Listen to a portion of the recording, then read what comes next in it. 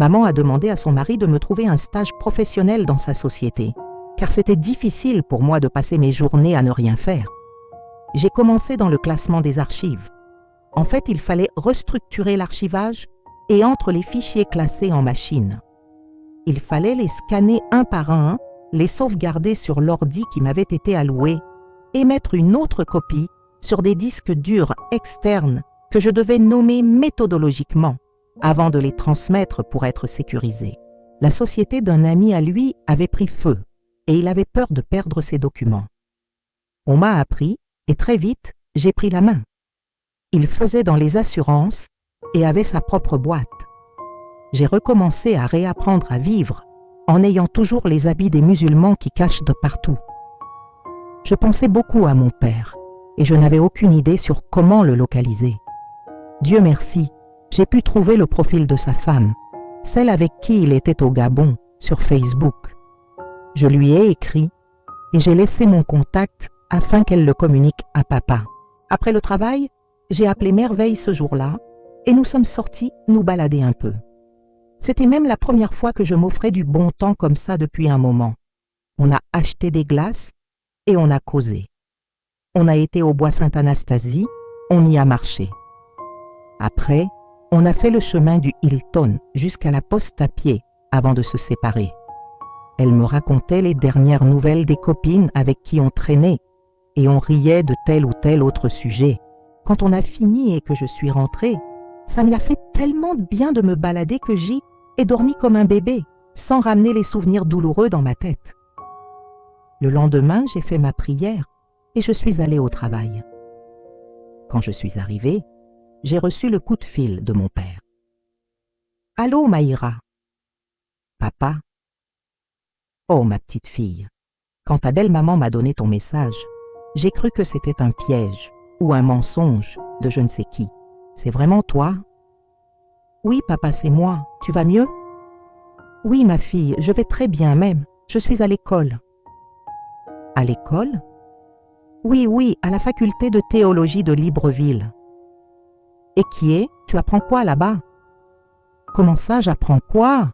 Je veux servir Dieu, non ? » Je n'arrivais pas à le croire, décidément. Je me demandais si c'était toujours pour en finir avec ma grand-mère que Dieu préparait une armée à son service. Papa, j'ai retrouvé maman, elle va bien, c'est elle qui prend soin de moi. Tu es sorti de prison comment ? Bonne conduite ? Non, pour dire vrai, c'est la grâce de Dieu. Là-bas, ils savent que je suis morte, mais Dieu m'a ressuscitée. Gloire à Dieu, ça a toujours été ma prière depuis que je suis ici. Que Dieu te garde. Dès que je vais finir l'école, on va venir s'installer au Cameroun. On a discuté comme ça. Il m'a promis qu'on resterait en contact. C'est comme ça qu'on s'écrivait régulièrement sur WhatsApp et ça me réchauffait le cœur. Je commençais à développer des liens de famille avec mes petits frères et sœurs du côté de maman. Et là-bas, parfois, papa me passait aussi mes sœurs. J'avais des photos de tous dans mon téléphone et avec mon premier salaire, j'ai entrepris de laver les photos et les encadrer pour les mettre dans ma maison. Pendant tout mon premier mois de travail, c'est comme si Dieu avait entendu mon besoin de repos, car je n'avais plus entendu de quelconque directive sur une quelconque mission. Mais un soir, toujours en me baladant avec, je n'aurais pas vu son visage, mais la lumière du feu m'a permis de voir qu'il s'agissait de Robert, le frère d'Hervé, les enfants de cette maman que j'avais anéantie. Elle était d'ailleurs la seule qui avait pris la peine de venir me dire que j'allais souffrir, et elle n'avait pas tort. Je souffrais d'une souffrance que rien ne pouvait apaiser. Les douleurs physiques s'étaient atténuées, mais les douleurs de l'âme, je souffrais. Mes crimes ne cessaient de me hanter, de me torturer. Combien j'avais été méchante. Laissant Merveille là sur place, je me suis instinctivement dirigée vers Robert. Robert, quand il a levé les yeux sur moi et qu'il a vu ma main tendue, la gifle que le gars m'a assénée m'a donné une violente migraine directement. C'est Merveille qui est venue me tirer, pendant que lui, il s'enfuyait. Je dis, « Hein, Maïra, est-ce qu'on va vers les fous, toi aussi ? Parfois, c'est comme si ta tête lâche même, hein ?» Elle ne me comprenait pas. Une mission venait de m'être assignée et je ne savais même pas comment la commencer. Mon Dieu. Je suis rentrée, j'ai prié et pleuré devant Dieu. Seigneur, je vais prendre le courage ou pour aller me placer devant la famille là. Eh Seigneur, ta parole dit que tu es omnipotent, ça veut dire que tu peux tout. Épargne-moi ça, pardon. Une voix m'a seulement dit que si même à son fils unique, il n'a pas épargné le sacrifice qu'il devait faire, c'est à moi qu'il va épargner ça.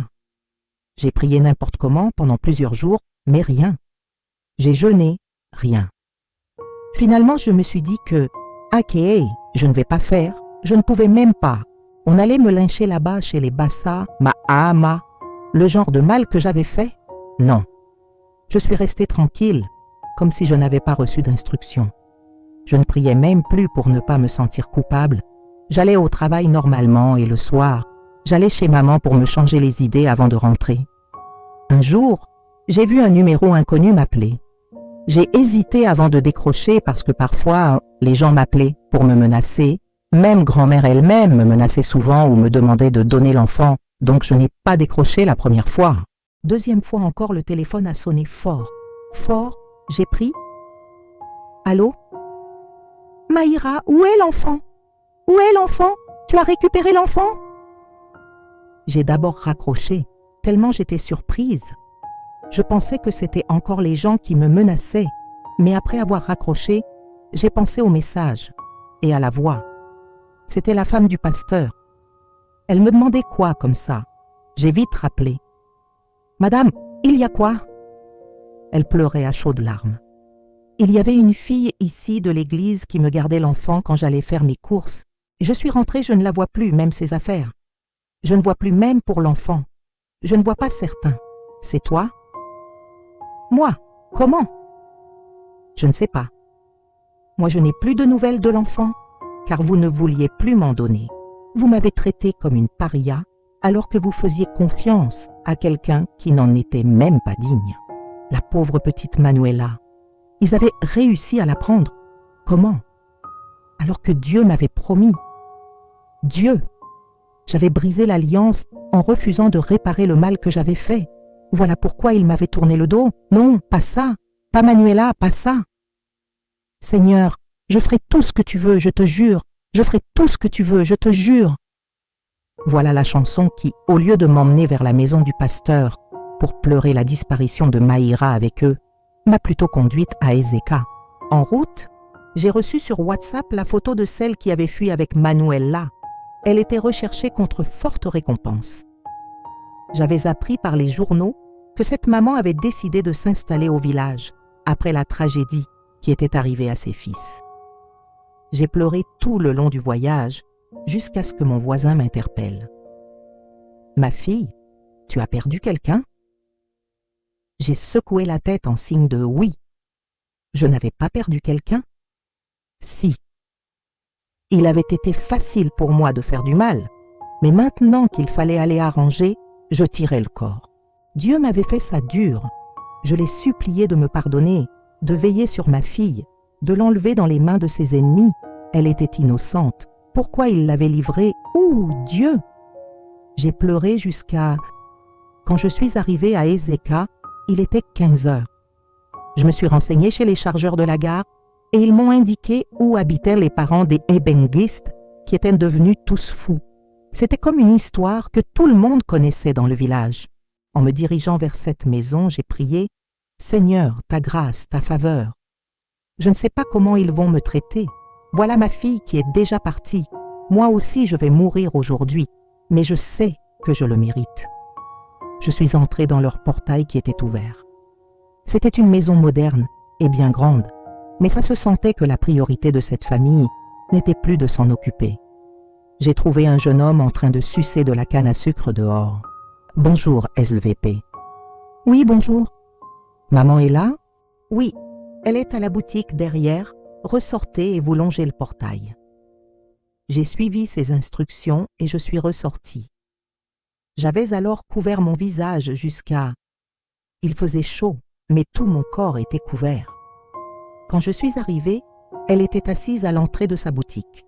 Un journal à la main, elle avait des lunettes aux yeux J'ai revu cette maman, sa douleur, la douleur que je lui avais infligée pour rien.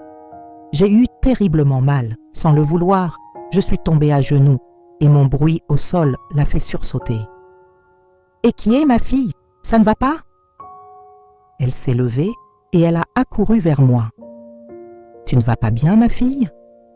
Elle a enlevé le foulard sur ma tête et comme les mères sont physionomistes, en quelques minutes, la mère s'était déjà roulée au sol en criant et en pleurant en bassa. La peur de ma vie, quand j'ai vu les gens sortir, ils lui posaient des questions et elle me pointait du doigt en expliquant quelque chose. Un gars est sorti de je ne sais où avec un gros bâton qu'il a appliqué sur moi, a pris mon bras et ma tête. Il vociférait en pleurant, fou de rage. J'ai entendu la même maman qui pleurait crier « Non !» et plus rien. Je pense que je me suis évanouie, car plus rien. Quand je me suis réveillée, douleur à la tête, bras immobilisés dans un foulard, douloureux, la mort seulement. 2 de mes doigts étaient enflés comme pas possible. Mon genou même me faisait bien mal. Je n'ai pas reconnu le plafond où j'étais. C'était sombre, il y avait une lampe à côté de moi. C'était un lit d'une place dans une chambre et de l'autre côté, il y avait un grand lit où quelqu'un d'autre dormait. Je voulais faire pipi, mais je ne pouvais pas bouger un pouce. Non seulement à cause de la douleur, mais à cause de la peur aussi. Je n'avais aucune notion du temps. Je ne savais même pas chez qui exactement je me trouvais. Mais je savais qu'on m'avait tapé pour que j'aie autant mal au corps. Seigneur, je savais. Voilà pourquoi je te suppliais, mais tu ne me comprenais pas. Je savais qu'on allait me tuer et peut-être que mon exécution sera demain. Je savais. Je me suis mise à pleurer silencieusement. Je pleurais la douleur physique, une petite humiliation. Mais cette femme avait pleuré pendant combien d'années? On l'avait accusée d'avoir gâté ses enfants. Ses fils l'avaient reniée. Son mari l'avait chassée. Je me souvenais de tout comme si c'était hier. J'ai pensé à ça toute la nuit jusqu'à ce qu'un petit sommeil me prenne le matin. Sommeil qui n'a pas duré parce que la maison était remplie dès le lendemain matin. On est venu me réveiller, le même jeune qui était assis dans la cour quand j'étais arrivée. Il y a des gens au salon qui veulent vous parler. J'arrivais même à bouger. J'ai fait des efforts surhumains pour me redresser. L'envie de faire pipi me laissait. J'allais dire aux gens que « Attendez, moi je veux pisser » ou on allait seulement m'achever. Mieux je partais. Mon cadavre saurait pisser en temps et en heure, lui seul. Je suis entrée en boitant dans leur salon sous le regard haineux de l'assistance. La mère était placée un genre au sol, comme si J était venu relancer le deuil dans sa famille. Je veux savoir, pourquoi? Ma fille, qu'est-ce que je t'avais fait? Pourquoi tu as gâché ma vie? Je veux savoir, je veux seulement savoir. Elle ne cessait de répéter la même chose. Je priais dans mon cœur pour que Dieu me donne la sagesse. Le chef de famille, en tout cas le chef de la petite réunion improvisée, a pris la parole en français et s'est exprimé. Nous voulons d'abord, ma fille, présenter nos excuses pour le mauvais traitement que vous avez reçu hier, parce que sans même écouter ce que vous étiez venu dire, on vous a brutalisé jusqu'à vous blesser de tous les côtés. C'est quand il parlait jusqu'à il a montré mon visage que je me suis rendu compte que mon visage avait gonflé. Un œil était plus fermé que l'autre.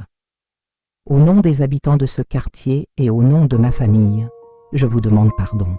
Maintenant, nous allons commencer là où nous devions commencer hier. Qu'est-ce qui vous a emmené dans notre village? Je veux dire, après la tragédie que nous avons vécue depuis des années. Nos fils sont perdus dans la nature. Leur maman souffre comme vous pouvez le voir.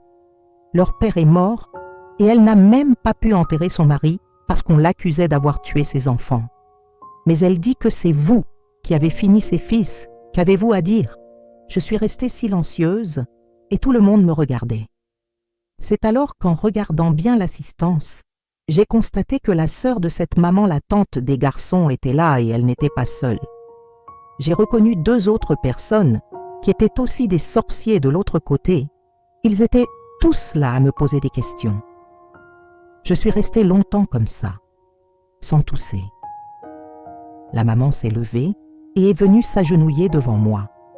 « Ma fille, je te demande pardon. Si on t'a fait mal moi-même, je t'ai nettoyée, j'ai changé tes habits, j'ai traité tes blessures hier. S'il y a quelque chose que tu es venue me dire, peut-être que c'était une bonne chose.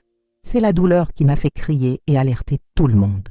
Me voici, pardonne-moi et parle. » Elle pleurait et ses larmes tombaient sur mes pieds. J'avais tellement de peine. « Maman, je suis venue te voir et je voudrais te parler seule à seule. » Voilà la seule chose que j'ai dite. Ça a provoqué de l'indignation, jusqu'à ce que même les sorciers se fâchent. Je sentais comment la tante me regardait d'un certain air, en me menaçant des yeux, mais je ne la craignais guère. Pour Manuela, j'étais prête pour effacer la peine de cette maman. J'étais prête, donc ces intimidations étaient très loin d'affecter ma détermination. La maman a parlé en bassa et elle a insisté. Le chef de famille s'est levé, il lui a touché l'épaule, a parlé, puis il est sorti, suivi de tout le monde. Même son garçon qui vivait avec elle l'a chassé. Mais une autre est revenue dans un scandale et un bruit que je ne comprenais pas, ou alors que je faisais semblant de ne pas comprendre. « Assassin, meurtrière, tu reviens faire quoi ici? Tu veux maintenant tuer ma sœur? » « Massa,